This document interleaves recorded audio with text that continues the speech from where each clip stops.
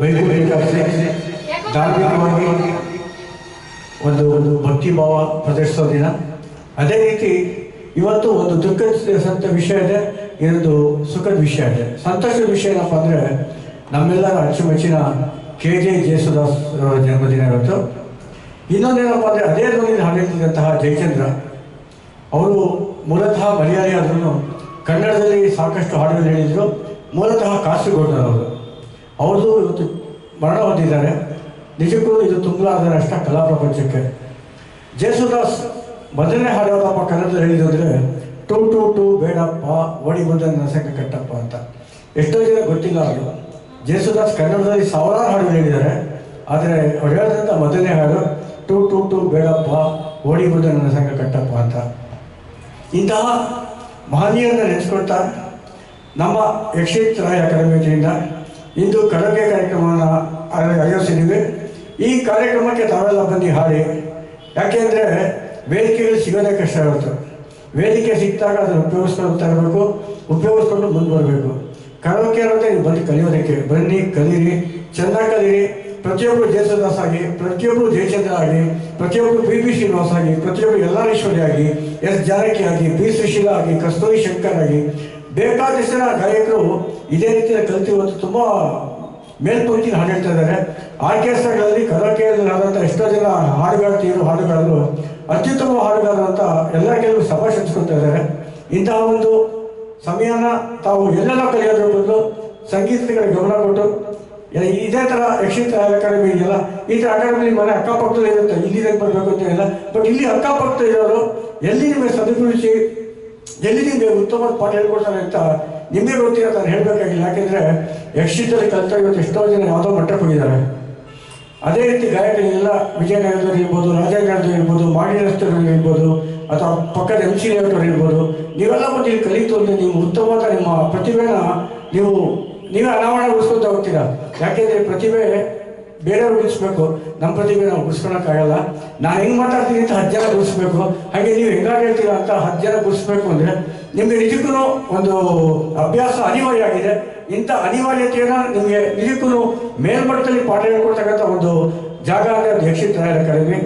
ನಮ್ಮ ದೀಪಿಕಾ ಡಾಕ್ಟರೇಟ್ ತೊಗೊಂಡಿದ್ದಾರೆ ಸಂಗೀತದಲ್ಲಿ, ಗಾನಕ್ಕೆ ಹೋಗಿದ್ದಾರೆ ಅವರು. ಸೊ ಅಂಥವ್ರನ್ನ ನೀವು ಕಲಿತರೆ ನಿಜಕ್ಕೂ ಮೇಲ್ಮಟ್ಟಕ್ಕೆ ಹೋಗ್ತೀರ ಅಂತ ಒಬ್ಬ ಕನ್ನಡ ಪ್ರಬಂಧಕಾರನಾಗಿ ಮತ್ತು ಒಬ್ಬ ಚಿತ್ರನಟನಾಗಿ, ಸಂಭಾಷಣೆಗಾರನಾಗಿ ನನ್ನ ಅನಿಸಿಕೆ. ಇನ್ನು ಮೇಲ್ಕಿಂತ ನಿಮಗೆ ಬಿಟ್ಟಿದ್ದು ಚೂಸ್ ದ ಬೆಸ್ಟ್ ಅಂತ ಹೇಳ್ತಾರೆ ಇಂಗ್ಲೀಷಲ್ಲಿ. ದಯವಿಟ್ಟು ಒಳ್ಳೆಯದನ್ನ ಆಯ್ಕೆ ಮಾಡ್ಕೊಳ್ಳಿ. ಒಳ್ಳೆಯದು ಸಿಗುತ್ತೆ ಅಂತಕ್ಕಂಥ ಒಂದು ಮನೋಭಾವನೆ, ಒಂದು ಕಾನ್ಫಿಡೆನ್ಸ್ ನಾನಿಲ್ಲಿ ಅವಾಗ ಬರ್ತಾ ಇರ್ತೀನಿ. ಇದೇ ರೀತಿ ಸಣ್ಣ ಮಾತುಗಳು ಹೇಳ್ತಾ ಇರ್ತೀನಿ. ನನಗೆ ಅವಕಾಶ ಕೊಟ್ಟಿದ್ದಕ್ಕೆ ಅವ್ರಿಗೂ ಸಹ ಅದು ಯಕ್ಷಗಾನ ಅಕಾಡೆಮಿ ನನ್ನ ಮಗಳು ದೀಪಿಕಾಗೆ ತುಂಬ ಧನ್ಯವಾದ ಹೇಳ್ತೀನಿ. Thank you.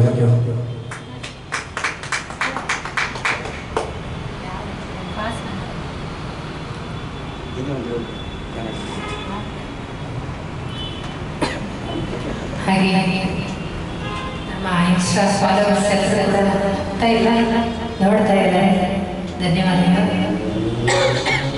ಹಾಗೆ ಈಗ ಒಂದು ಪಾಸ್ ಇದೆಲ್ಲ ಮಾಡ್ತೀನಿ.